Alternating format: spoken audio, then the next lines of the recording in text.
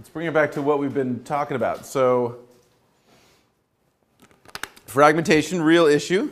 Passed my car, like it was right there. So you almost contributed to roadkill. Yes. I just saw it as looking at me, and I was like, oh my god. Nice, nice. Yeah. So we'll talk about this when we get to the lab stuff. But I have actually two kind of, they're not really competing versions. They have to be reconciled. But we have two versions of our first CSUCI research iPhone app. So unfortunately, the way these development things go, you develop it for Android or for iPhone or whatever. So there isn't like a generic thing yet. But so we started with the iPhone app. So if you guys have an iPhone, when we get to, you guys can let me know if you want to, and you could beta test some of our iPhone apps, and you can be marking those kills you see out there. But that's an optional thing. All right, so getting back to what we've been talking about. So again, roads are everywhere. They fragment everything, watersheds, etc.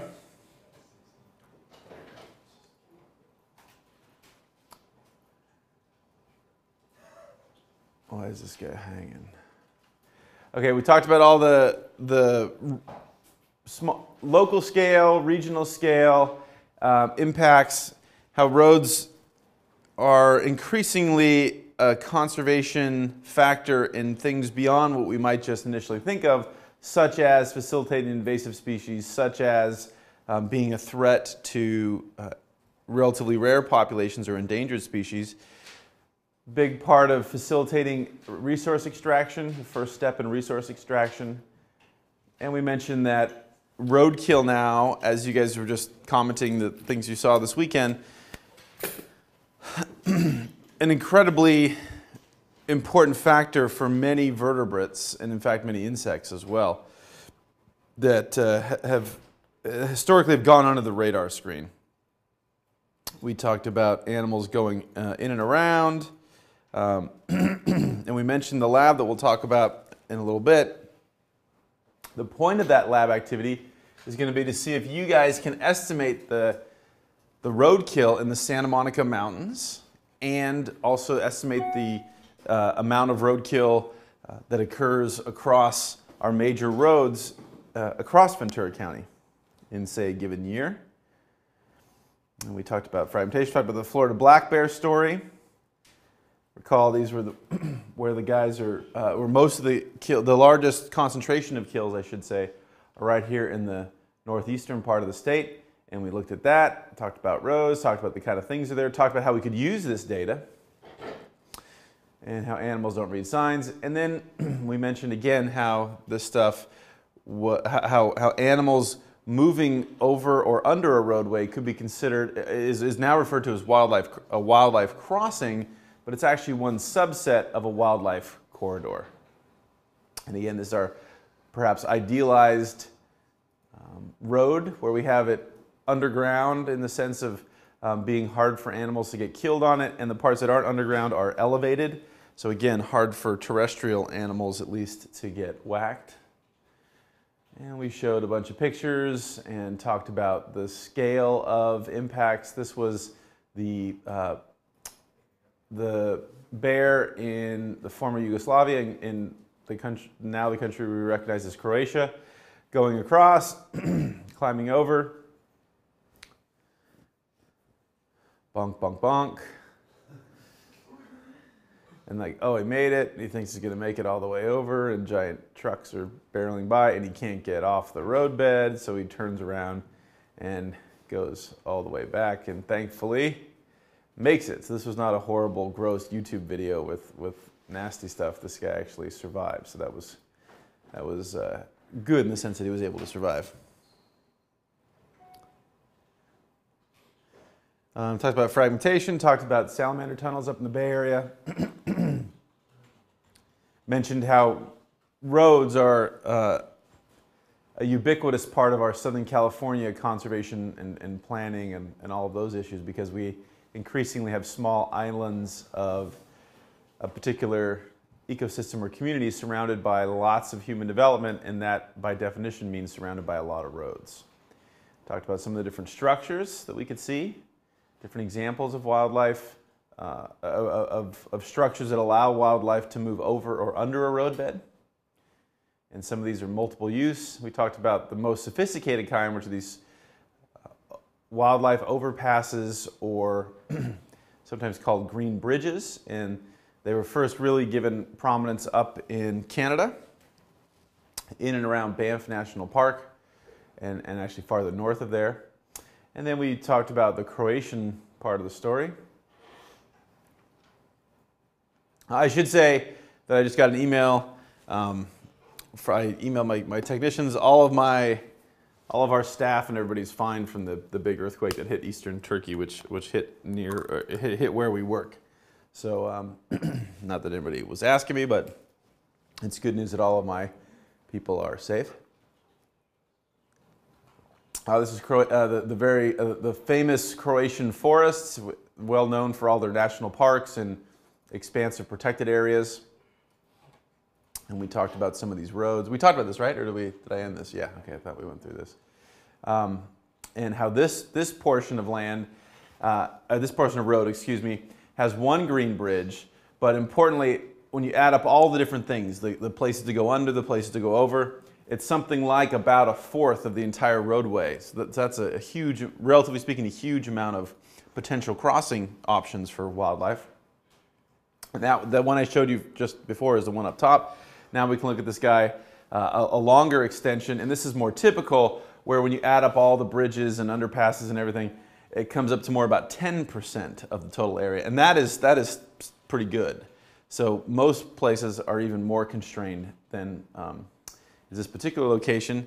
And these guys put in several green bridges. And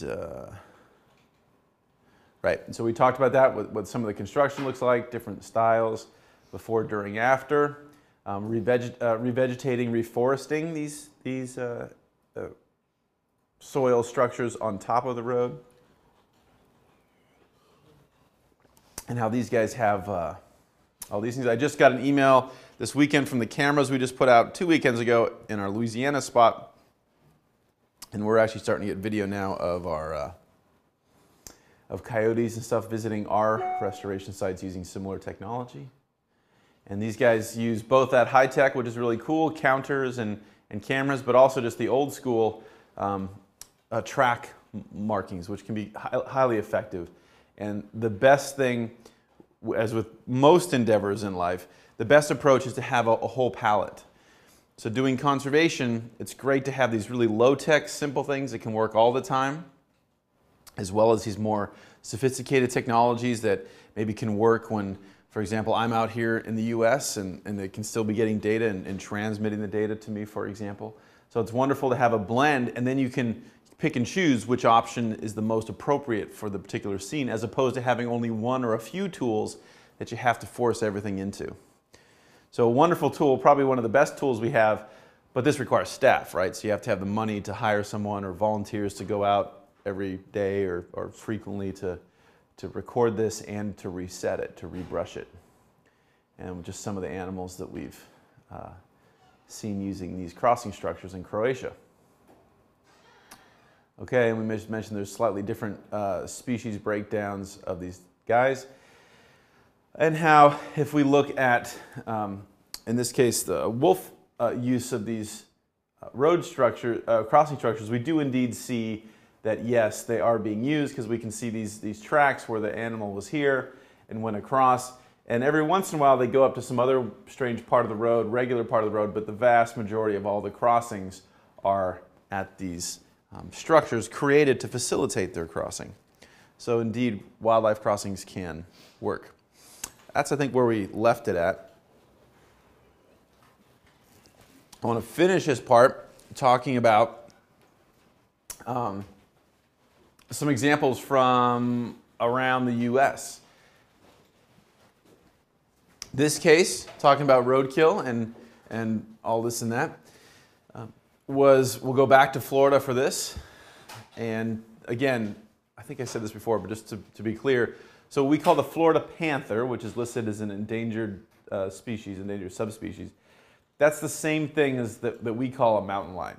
It's just it's recognized as a distinct subspecies. There's some unique genetic aspects to them. But if we pulled one of those guys up and one of our California mountain lions, they could breed and have babies and all this and that.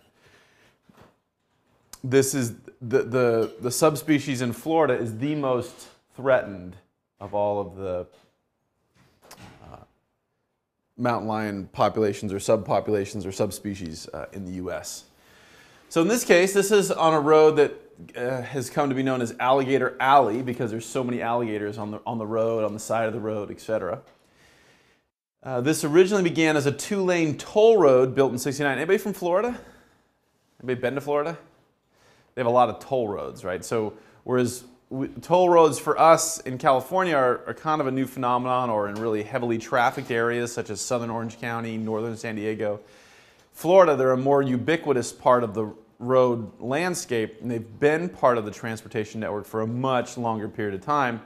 And that's for a variety of reasons, one of which, though, is Florida has no income tax, state income tax. And everybody's like, that sounds great. And maybe it is. Until it comes to having to do things with money, like repair your roads and stuff. And they have very little money to do that kind of stuff. So the roads are usually pretty bad. And that has ushered in this phenomenon of toll roads. So the idea is, well, you can essentially self-finance or privately finance these roads. And that's how you get the cool new fancy schmancy, big smooth road beds. And so toll roads are ubiquitous across Florida. So one of these toll roads went in 1969 through this relatively pristine habitat for Florida panthers and other things.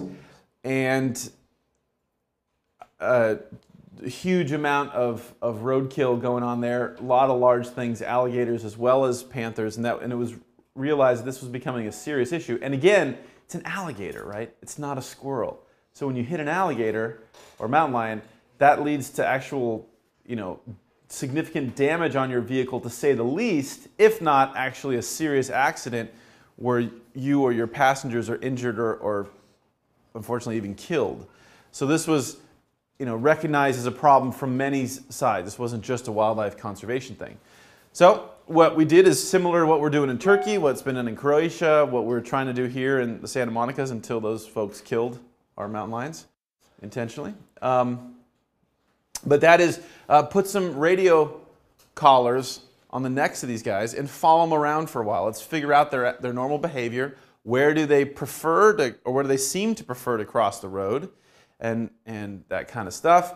And then we can use that to, once we have a couple, a decent data set of that, we can say, here's the place that will maximize, be the most cost efficient and the best for the critters, and therefore the most promoting the most safety for the drivers as well. This is where we should plop down the corridors, the crossing structures, excuse me. And so that led to, in the early 90s, when the roadway was expanded, to do a series of 24 underpasses, sort of redid and made better for animals 12 existing bridges, added more than 40 miles of fencing.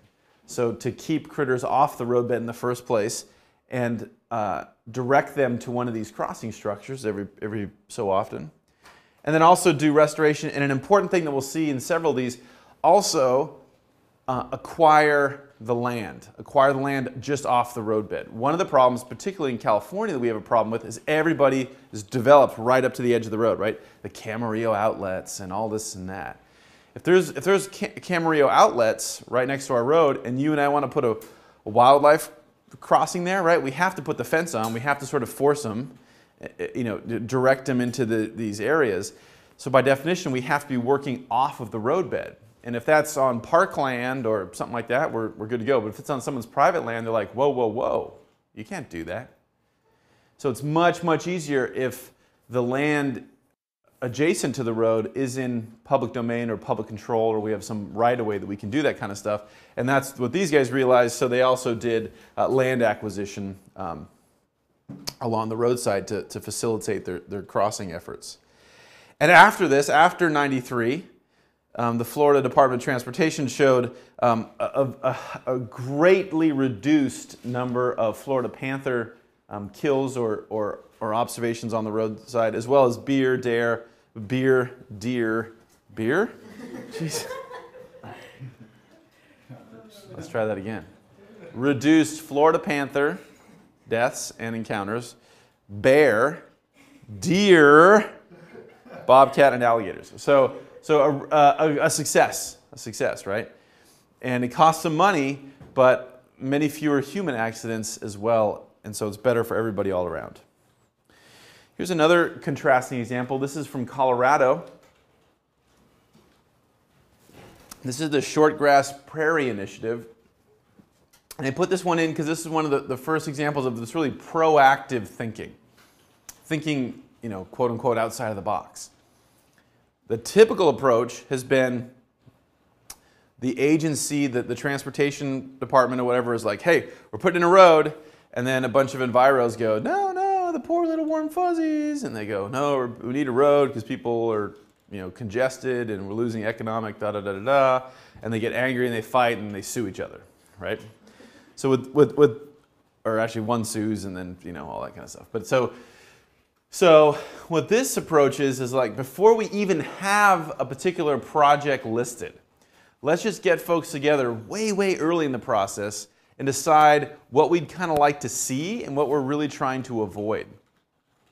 And so this initiative brought together our version of Caltrans. This is the Colorado Department of Transportation, the Fish and Wildlife Agency, another one within the state, the U.S. Fish and Wildlife Agency, and the Nature Conservancy. The Nature Conservancy, for those of you who don't know, is a non-governmental organization, a conservation organization.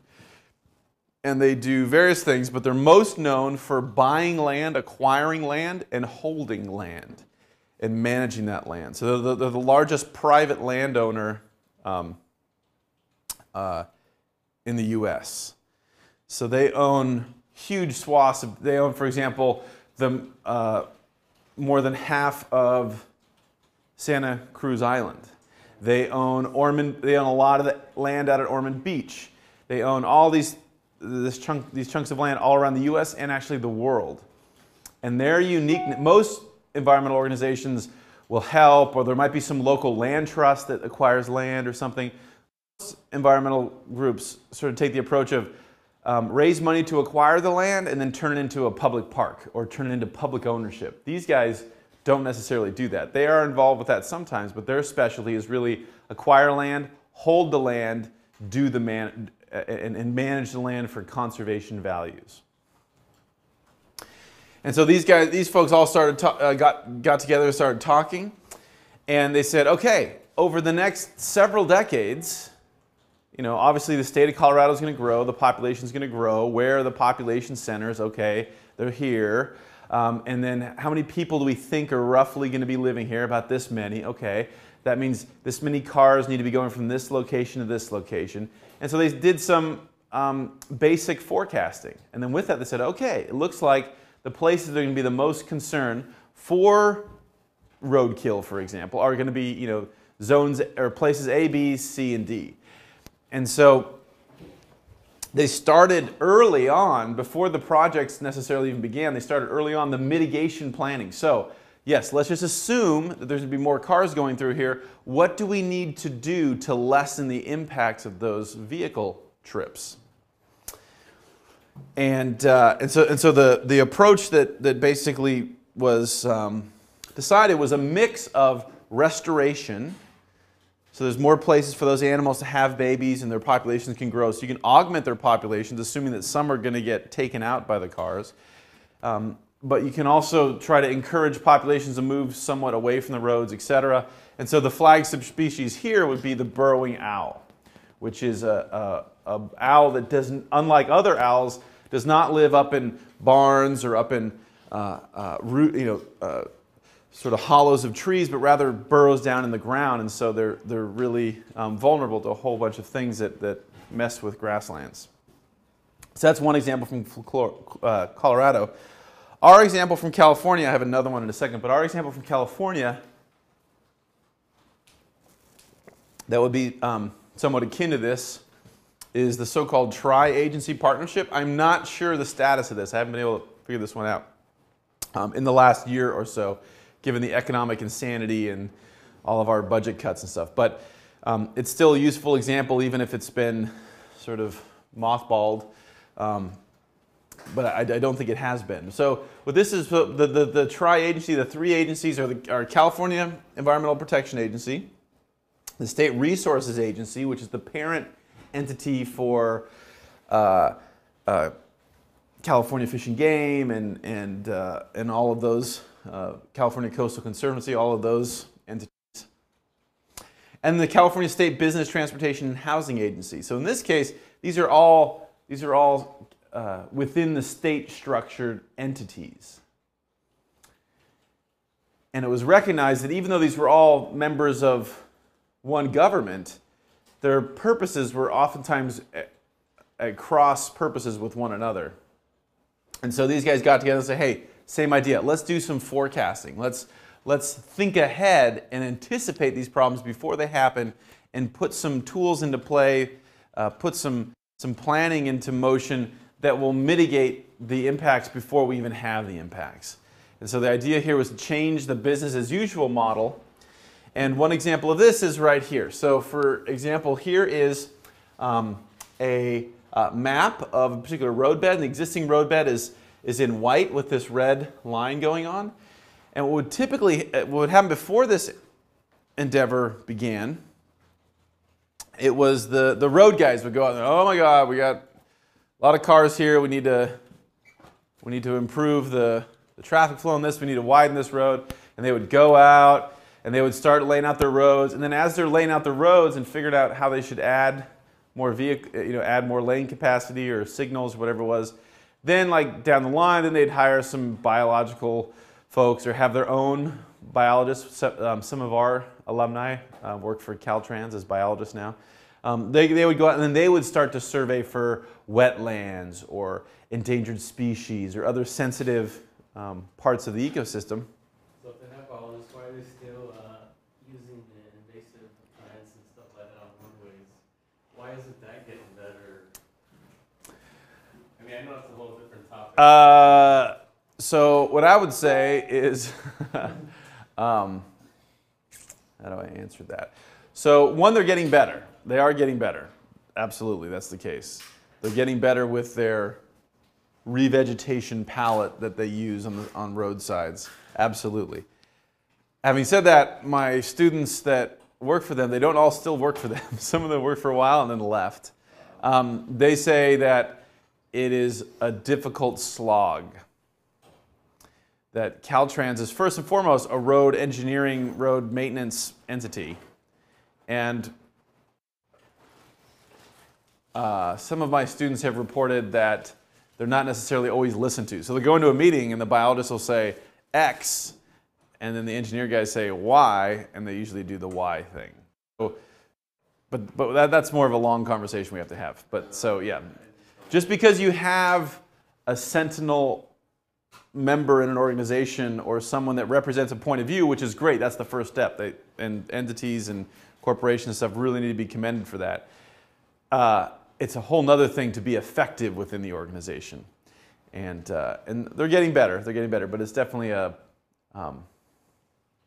it's an ongoing challenge. Those of you that are in my coastal marine management class, when we go up to our Central Coast trip, we'll visit with Caltrans, and you guys can talk to those guys about stuff. And in all honesty, a lot of times the Caltrans guys think that what's going on is ridiculous.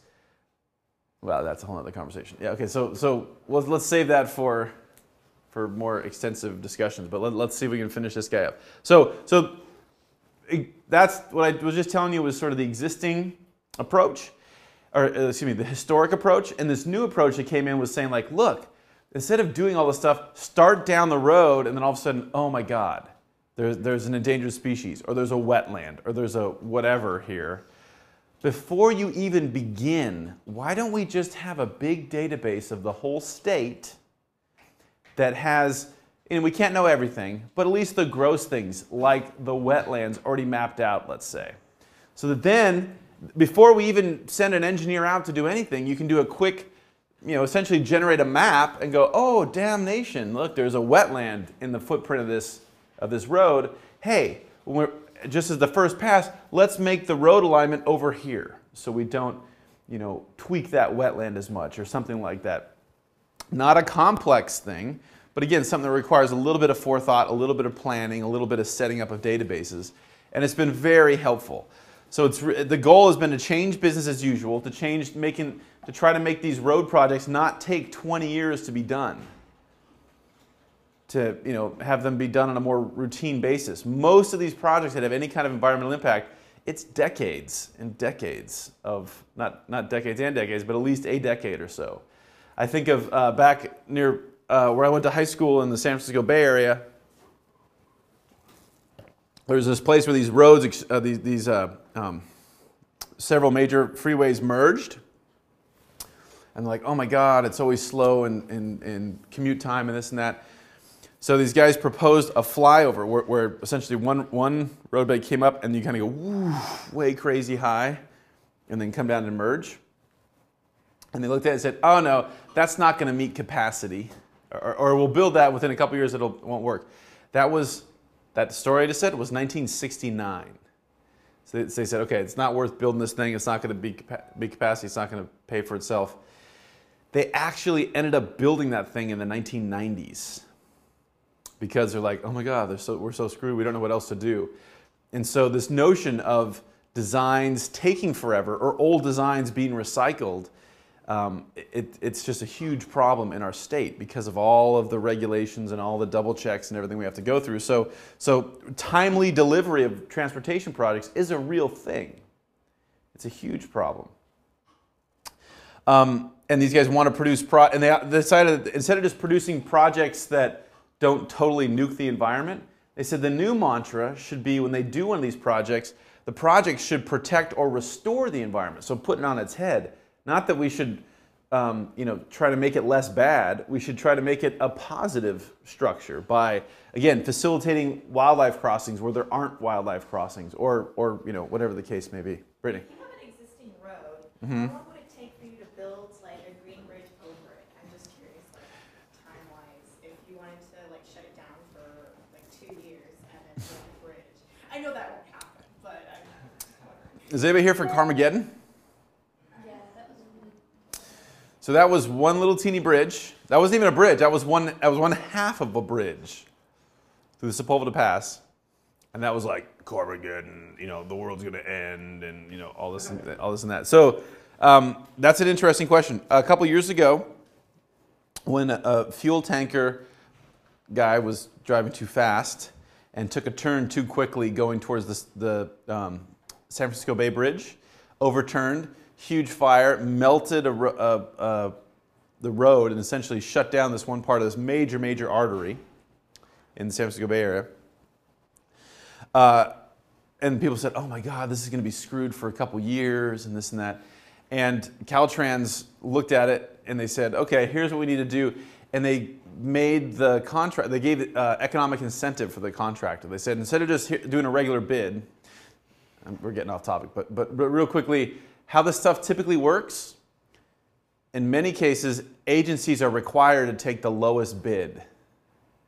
It's gotten a little bit better, which is a total stupid thing to do. So what happens is you have the culture that now exists over much of the country. And this is with government contracting, this is with state, whatever. What the model that's happened is someone looks at this and firstly, it's not a free market. Because there's only a few corporations that are big enough to actually bid on these projects. So it's actually a very small number of people that actually bid on these things. And a lot of them, pay a lot of campaign contributions. But anyway, so they're like, okay, let's do this thing. And you look at the project and you're like, I don't know, $20 million, right? This project costs $20 million. And the folks do usually it's a sealed bid. So you make your bid, and nobody sees that. They just go to the agency. And the agency opens up and says, this one is $20 million. This one's $22 million. This one's $17 million. Let's go for the $17 million one, right? Even though it's highly unlikely that you could ever do that for $17 million, right? But they know if they low bid, then they'll get the contract. And then once you get the contract, they start doing like, yeah, we can't do it for that much. So we have cost overruns, and it takes longer, and this and that. So this notion of going to the lowest bidder necessarily is just totally messed up. And some agencies and some entities are starting to get beyond that. But this notion on going cheap, always the cheapest. Cheap is very expensive in the long run, it turns out. And so with regards to these projects, that's one of the issues, which is we've lowballed them for so long. And then once you've spent, who knows, whatever, $17 million on this project, and you're like, it's going to cost another $4 million. Most people won't say, screw it. We're going to cut our losses and start over again, right? They're going to go, okay, well, here's another $4 million, and here's this.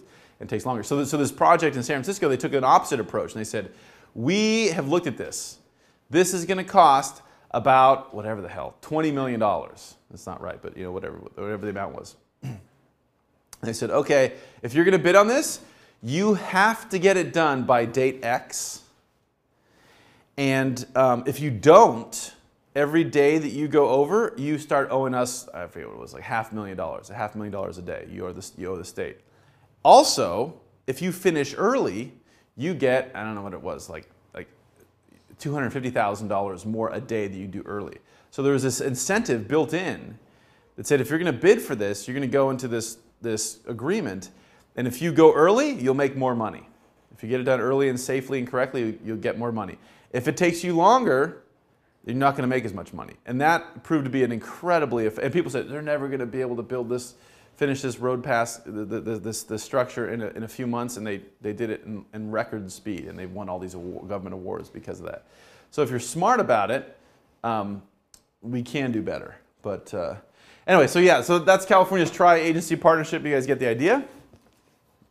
Here's another one that is not, I put up not as an example of roadkill minimization, quote unquote, but it actually turns out to be that. So this had nothing to do with roadkill. And this example is from Zion National Park. Anybody been to Zion recently? Okay, well, so cool place. You guys should go check it out. Very cool national park. And like most of our national parks that are in valley kind of structures, you can think of Yosemite and places like that. There's a valley floor, and everybody wants to go to the valley floor. That's where the pretty meadows are. That's where the souvenir stores are. That's where the campgrounds are. All that kind of stuff. And so, as is the case all around, we love our parks, and that means they get used heavily. And so by the mid-1990s, there were so many people going, not so much all year round, but in the peak travel time in the summertime when kids are out of school, so many people were crowded in the valley floor that it was a huge pain in the butt. It was like driving through downtown LA in the middle of traffic time. It was bumper to bumper kind of stuff, right? And there were cars, there were RVs, there were tour buses, all this stuff that made the experience of trying to enjoy the park, see the park, take in the park, totally not fun. And not only that, some animals were killed because of roadkill, but more importantly, all kinds of congestion, all kinds of air pollution problems, because there's just cars idling all the time and all this crud coming out of the tailpipe. Noise, very loud. And just ticked off people because they've been sitting in traffic for half an hour trying to go like a mile or something. So in 2000, the park started an effort that during the peak summer months, that we would essentially remove cars from the primary roadbed on the valley floor. And so instead, they introduced these guys, which are these free shuttle buses, compressed natural gas and sort of alternative fuel vehicles. I think now they might even have a few electric ones, but alternative fuels, and run by the Park Service, free. So if you want to go camping and want to go to the store or whatever, you just jump on the bus and they're constantly circling. So very easy, very convenient, free. Jump on, jump off. You want to go hiking, that's cool.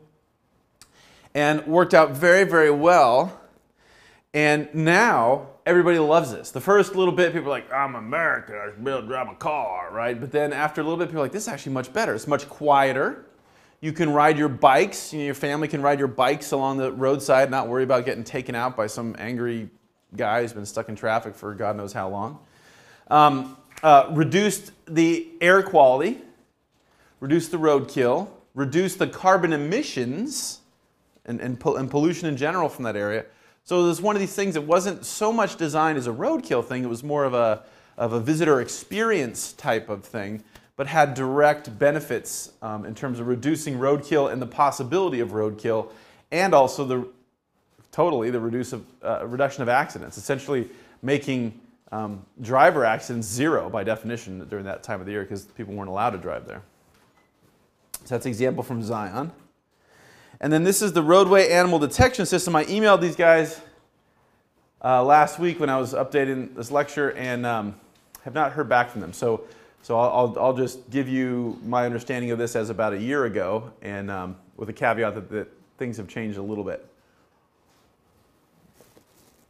This would be sort of the high end to avoid roadkill. This system is called the Roadway Animal Detection System. It's a radar system. And it was designed for areas that are, too remote. It wouldn't, road crossings wouldn't really work financially or feasibly or something like that. And they initially are rolled out in places, four places like Yellowstone, where we have these large animals, meaning American bison, right, buffalo, that are really gigantic. And no matter what, if you hit that, it's really bad for you and the animal. And in this stretch of road, and some of these stretches of road, if it looks like this picture on the left, you're probably okay. But during lots of the year, it's snowing, it's foggy, you can't see too far in front of you, and so you're kind of just driving, and all of a sudden there's this massive, huge, several hundred-pound thing right in front of you, and that was the problem. These are also, for example, using the Yellowstone case, these are miles and miles and miles in between places. So if there is an accident, you're screwed, right? I mean, you're with no fog, you're maybe 45 minutes from the hospital, maybe, right? I mean, these are rural areas, and so people tend to drive fast, and which tends to have more significant types of encounters with wildlife, all that kind of stuff. And so the notion is, wow, wouldn't it be great if we could actually give the drivers some more active information about what's going on right now? So the idea was, what if we put a little, and you see the diagram here in the lower left, what if we put a little sensor system on the side of the road that was coupled with signs that gave visitors real-time information? One of the problems with signs, when we put up wildlife crossing signs, for the first little bit, they tend to work actually. People go, what, a sign? There's wildlife? Oh my God, let's drive slow. But after a very short amount of time, people habituate to that, and they start to ignore, they see the warning, but they don't pay attention to it. And so the notion is here, this could be an active type system. And so doing, 9/10 of the year, it's just sitting there. But if the radar boop, boop, boop, boop, boop, says something big's there, all of a sudden the sign starts to flash. Maybe lights in the road start to flash. And it's like, whoa, seriously, man, like right now there's something giant either on the road or maybe right next to the road. So you better go really slow. So that was the idea. So this system was developed by Sensor Technologies Systems Inc., and it's now the company's now a different name, but the company, the startup was based in Scottsdale, Arizona, but these systems have been tried in various parts of the country. They're really focused on detecting large things. These are not designed to detect rabbits or possums. These are large-bodied animals that will have a significant impact on both the animal and the vehicle should they come into contact. So they're really shooting for things like elk, deer, that sized critter. These guys use historic data, historic reporting of accidents and or roadkill observations, and they say, okay, this stretch is where we're going to focus. And this isn't hundreds of miles. This is a sensor array will work for we'll put it in for a course of a mile, maybe 2 miles, kind of that sort of area of the most intensely used section. It's still under development. It's still considered experimental. It's been going on for, a decade or so now. And the primary folks that are teaching, that are experimenting with this are folks from Montana State and folks in adjacent wildlife departments and things like that. Because it's still a relatively new technology, because it's still a relatively technology intensive tool, they're still working kinks out. So in California, actually last year, we just got our first one of these. This is up in Northern California, and a place on Highway 3 up in sort of far Northern California. And some folks out of Berkeley are the ones behind this, and they actually have a 1.3 kilometer stretch where they've had historically had a large number of deer crossings and deer encounters with cars. And so they put this stuff up there. In this case, they have it both the stuff on the side of the road and video cameras linked to it, so they can monitor the efficacy to actually detect how many animals actually were there versus how many they actually detect. And they have it set up with a text messaging and SMS system that will actually report the data back to the folks down in the San Francisco Bay Area, so they don't have to go up there every single time. Had some problems. A car ran into one of the poles this summer, and they've had to restart it. But it's looking good. The next generation of these, and there's now a couple car manufacturers are starting to have this, which is the ability for the cars to detect this information. So the idea is the next step is this right now flashes these signs here, and you see they're solar powered, so they're off the grid. You don't have to pay to have giant utility poles come in. And so here you see one of the cameras and the detectors, and then this is one of the flashing warning lights. Right now, detects an animal, this thing flashes. In a few years, many of our cars will be smart cars, and they'll have the ability to receive text messages. So the car itself, the dashboard or something, might go, slow down, slow down, slow down, deer or something of that nature. And so that will be even better than this stuff. But this is one way to try to minimize roadkill. Not going to work everywhere. This is very expensive. So this is really going to be localized to these areas where we have, out in the middle of nowhere and large migrations of caribou or elk or something like that. But nevertheless, it is a kind of cool technology that is not quite ready for prime time. And I'll just end this discussion by saying that this is not a new thing. So wildlife crossings and death from roads and the expansion of roads, all of that, this is a continuing problem and an increasing problem. So it's something we need to deal with. Okay. In summary, the general suggestions we have for wildlife crossings overall is to first and foremost do some kind of studies like what we're about to start doing here, which you guys are about to start to contribute to, and understand how big is the issue. Is it a little teeny issue? Is it a major issue? If it's a major issue, where is it focused? Right? So we need that background data to really focus our limited resources.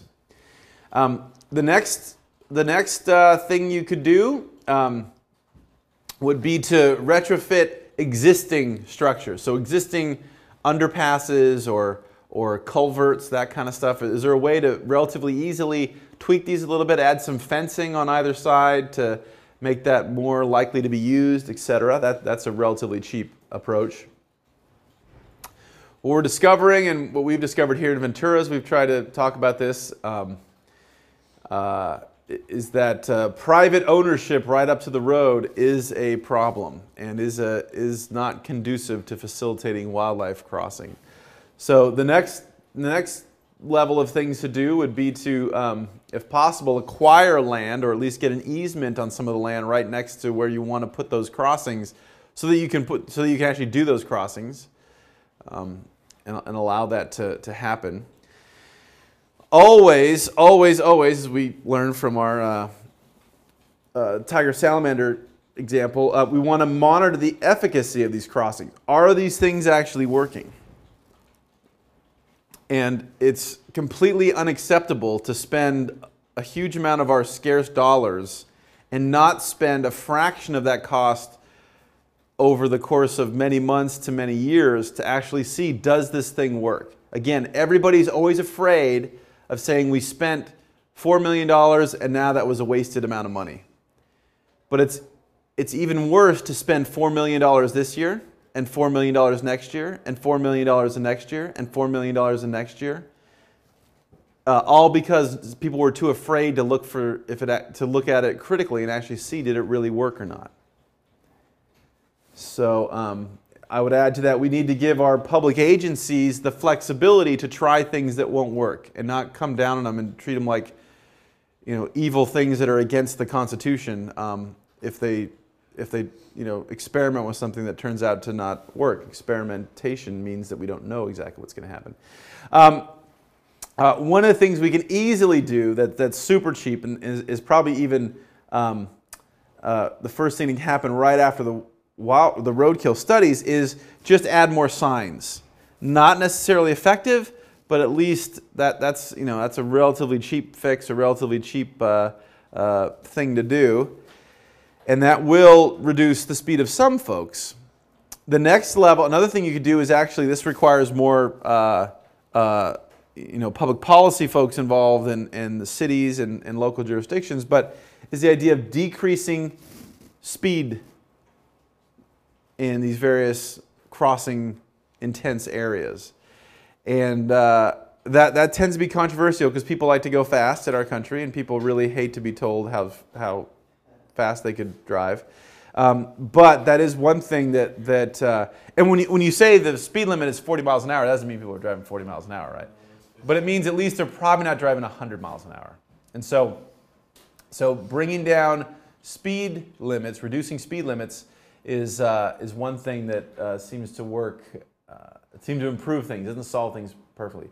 Ultimately, what we want to do is reduce the total number of vehicle trips, the total number of thousands of pounds of steel rocketing across the landscape at tens of miles per hour. So if we can reduce those, that's the best thing, and ultimately reduce the amount of roads in wildlife intensive areas. That's really the key. But whether we'll actually get there or not is a huge question given our population. But that's it. So those are some simple suggestions for wildlife crossing.